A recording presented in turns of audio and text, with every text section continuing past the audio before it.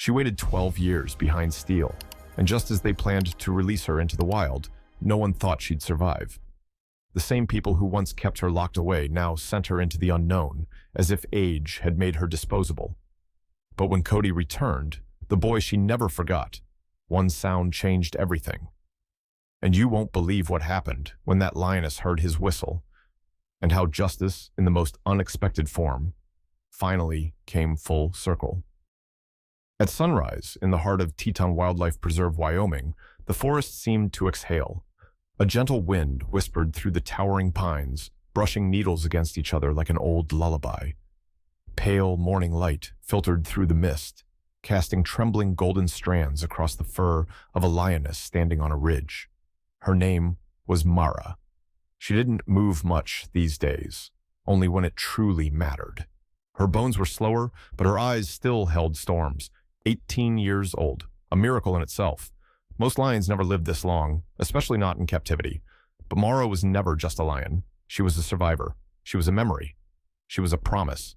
She had been born in chains, in a place where no creature should begin life. When she was barely old enough to stand, a rescue team found her, frail, terrified, and covered in the kind of silence only suffering can teach. They brought her to the sanctuary, where healing wasn't just about medicine. It was about time, about trust, and about a boy named Cody Brown. He was 6, the caretaker's youngest son, with scraped-up knees and a heart too big for his age.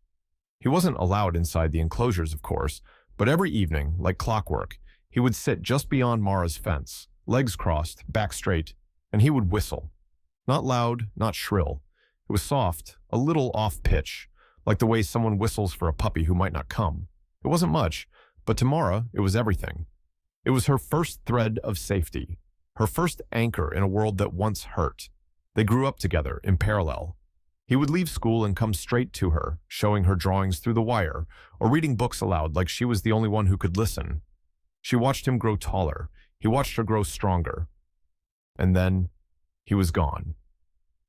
Cody had just turned 10 when his father was transferred to a position up north, in Alaska. The news came fast, boxes packed, goodbyes rushed. There was no time to explain it to Mara, no way to help her understand why the boy with the whistle didn't come back that evening, or the next, or ever. For days, she waited near the gate, pacing, whimpering. She stopped eating. The staff tried everything, toys, treats, music, but the bond she had with Cody wasn't something that could be replicated. It wasn't about food or tricks. It was about trust. Time passed. Seasons changed. Mara survived, but something in her changed too. She grew into her strength, became the matriarch of the sanctuary, a symbol of endurance, of wilderness rediscovered. But even now, after all these years, no handler had ever stood close enough to touch her without steel between them. No one could approach the fence without her watching like a sentry. No one, except the memory of a boy with a crooked whistle. And on mornings like this, with the light trembling just right and the wind brushing her mane, you could almost see her remembering, still waiting for a sound she hadn't heard in over a decade, a sound that once meant home. 12 years had passed since Mara first stepped into the sanctuary gates.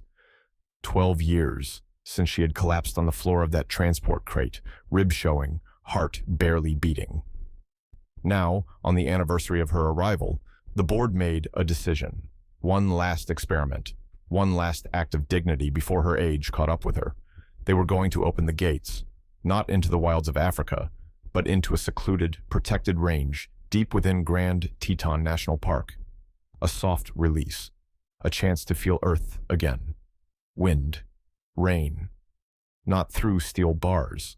The staff knew the risks. Mara was old, slower. She had never hunted. But growing old behind fencing wasn't life either. It was waiting. Meanwhile, in a town not far from the park, a young man unpacked his bags for a veterinary conference he wasn't even sure he wanted to attend. His name, Cody Brown. He hadn't been back here in over a decade. The roads felt smaller, the air thinner. On the second day, over a casual lunch with a park official, someone mentioned her name. Mara? Oh, yeah, she's still here, for now. They're letting her go tomorrow. Time stopped. Cody didn't finish his meal. He didn't speak much. The name alone had shattered something inside him. Something he'd tucked away when he was 10, when he was pulled from that sanctuary like a page torn from a book. That night, he drove to the preserve, past the gates, through roads lined with pine and memory. He didn't ask for clearance. He didn't bring a team. He simply parked near the old enclosures, the ones that hadn't changed in decades, and walked. The staff recognized his last name. Some still remembered the boy who used to sit by the lion cub's cage with his back to the wind and a sketch pad in his lap. But they didn't let him in. "She's too unpredictable now," they said. "It's not safe." He didn't argue.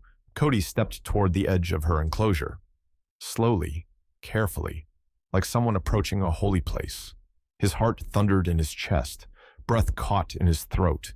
He hadn't done this in 12 years, but his body remembered. His lips curved, and from deep inside him came the whistle, a little off-key, soft, imperfect, and ancient.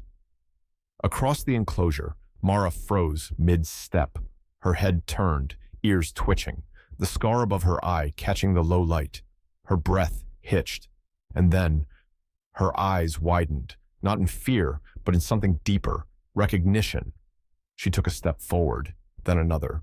No one dared breathe. Then, with a suddenness that made a guard grip his radio, Mara charged. There was no roar, just a blur of muscle and fur and memory as she crossed the space between them like lightning. Guards shouted. One hand reached for a tranquilizer rifle, but Mara didn't leap. She stopped, 3 feet from the fence, dust still curling around her paws, chest heaving, shoulders tense. She didn't growl. She didn't blink. She just stared at him, her body trembling with something wild and impossible. Her eyes searched his face like reading a map etched in childhood. And she knew his scent, his posture, that broken little whistle. Her boy had come back. Cody's knees buckled as he dropped beside the fence. He couldn't speak, couldn't form a single word, but his lips moved, and somehow, between breaths, he whispered her name. "Mara." She sat down, like she used to when she was young and tired and safe, the same motion, the same trust. For a long time, neither of them moved. The sun dipped low behind the trees, painting the sky in streaks of amber and shadow. The sanctuary went quiet. Staff left.